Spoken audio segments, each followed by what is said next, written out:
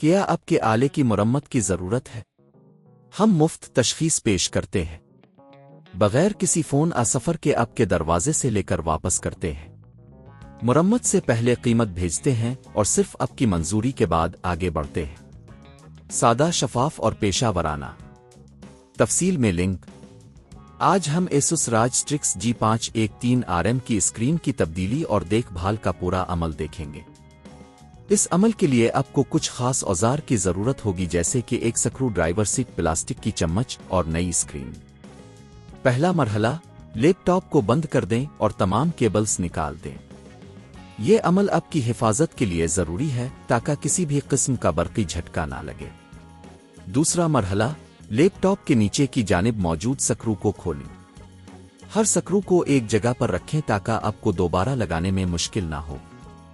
تیسرا مرحلہ، پلاسٹک کی چمچ کا استعمال کرتے ہوئے لیپ ٹاپ کے پچھلے حصے کو آہستہ سے کھولیں۔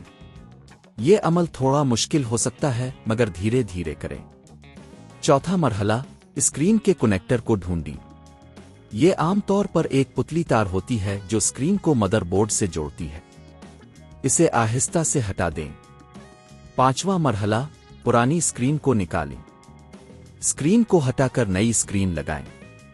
نئی اسکرین کو صحیح طریقے سے جوڑیں اور کنیکٹر کو واپس لگائیں۔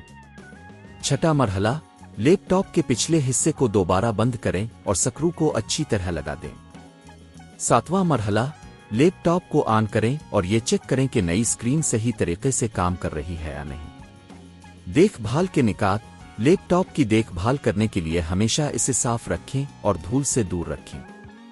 اسکرین کی صفائی کے لیے ہلکے مواد کا استعمال کریں۔ اگر آپ کا لیپ ٹاپ زیادہ گرم ہو رہا ہے تو اس کی وینٹیلیشن کو چیک کریں اور ضرورت پڑنے پر تھرمل پیسٹ کو بھی تبدیل کریں۔ یہ عمل آپ کو گھر پر ہی اپنی اسکرین کی تبدیلی کرنے کی اجازت دیتا ہے، جس سے آپ وقت اور پیسہ دونوں کی بچت کریں گے۔